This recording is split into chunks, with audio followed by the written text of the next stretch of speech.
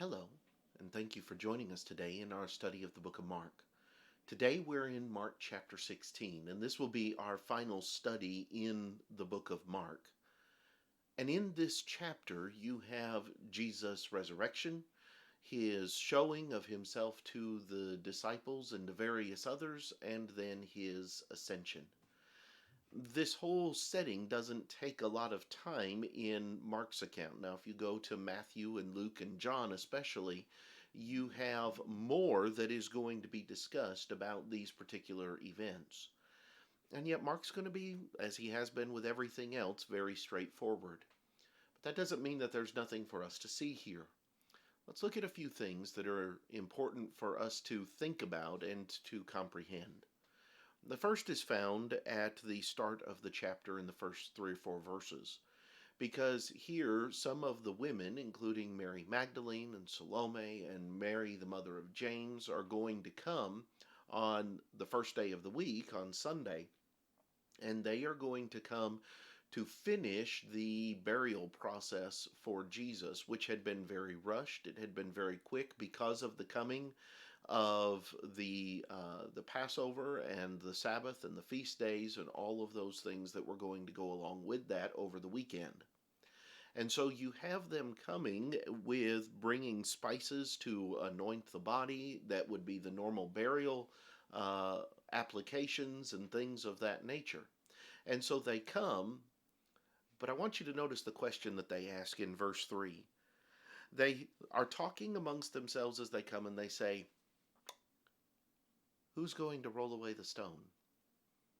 Remember, they had put a stone in front of the tomb when they buried Jesus because the Jewish leaders were concerned about the disciples coming in and stealing the body and then claiming that he had been raised from the dead. So who's going to roll away the stone? Because it's very heavy. You can tell that these women did not necessarily know exactly how they were going to accomplish what they were going to do, but they had every intention of fulfilling their purpose. You know, dedication and, as I've often heard it called, stick-to-itiveness have a lot of value. And sometimes we may not always know how is going to be the best way to accomplish every little detail, but we can truly be focused on striving to do what needs to be done in a given scenario or in a given situation. These women did not know how they were going to get the stone rolled away from the tomb and how all of these things were going to take place, but they were absolutely invested in making sure that the body of Jesus was taken care of. Now, we recognize it was completely unnecessary because the stone had already been rolled away, Jesus was already risen from the dead, and the things that they had come to do were not going to be needed any longer. And yet there's something to be said for the level of devotion that it takes to come and to make sure that these things would have been taken care of, whatever the obstacles that were going to be placed before them. There's a very important message here about the level of respect and honor that these women had for Jesus.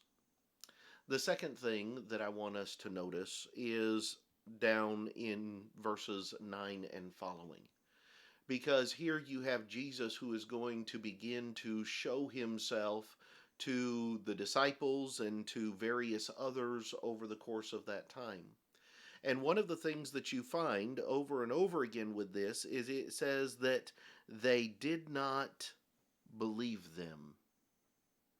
You have this idea that is being utilized that all of these people are coming to the disciples and they are telling them Jesus is risen from the dead.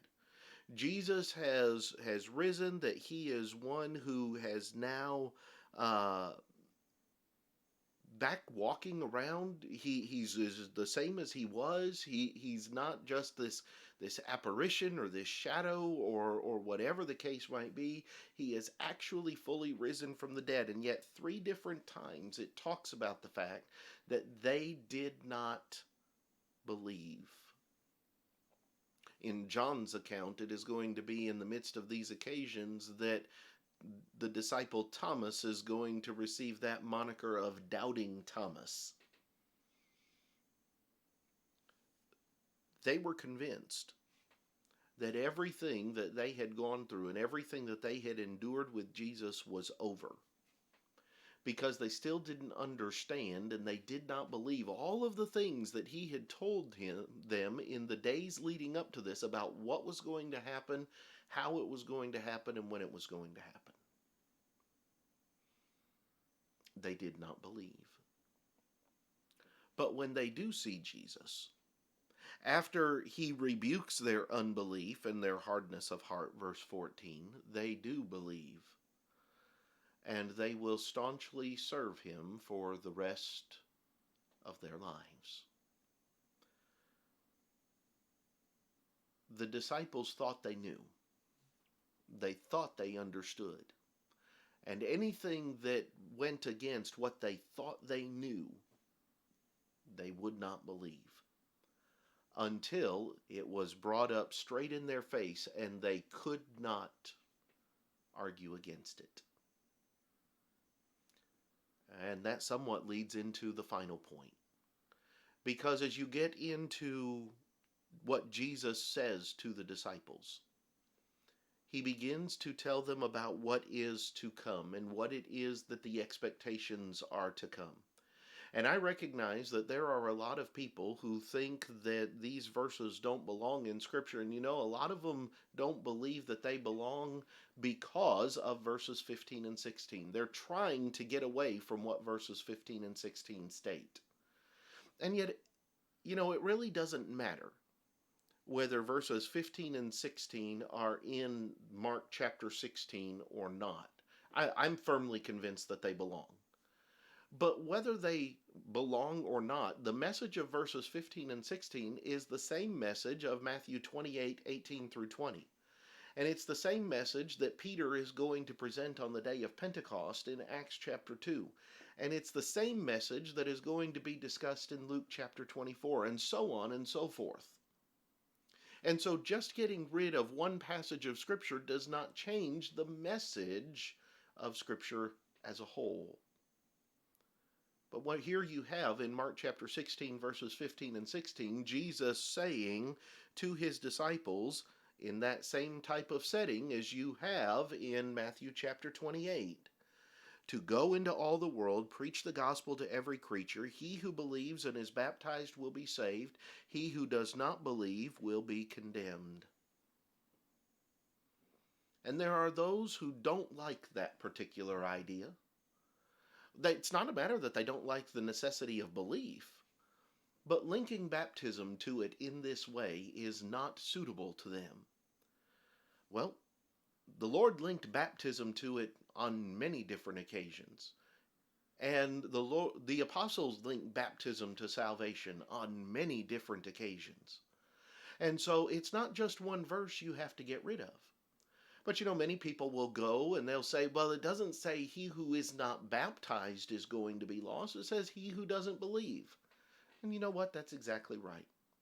So it would kind of be like saying he who takes 2 steps to the right is going to get out of danger for a danger that is coming.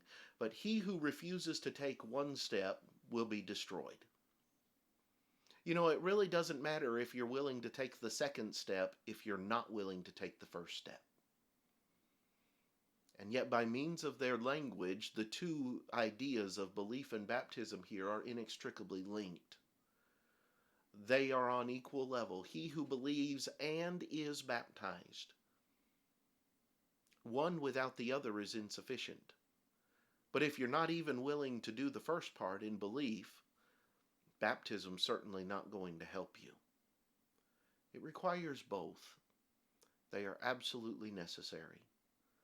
And it really doesn't matter what anybody else says about it because the Lord has already spoken. And he's made the same statement on numerous other occasions throughout the gospel accounts.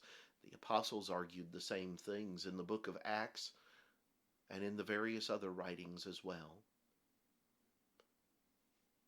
So, how are we going to respond when it comes to what God says is important for our salvation? These are some of the things that I see in Mark chapter 16, and there are many others that we could talk about, as there always are. I hope that these have been beneficial to you. Next time, we're going to come back and we're going to spend the next few lessons looking at some of the one chapter books in the Bible. And I hope that you'll join us then. But until then, have a great day.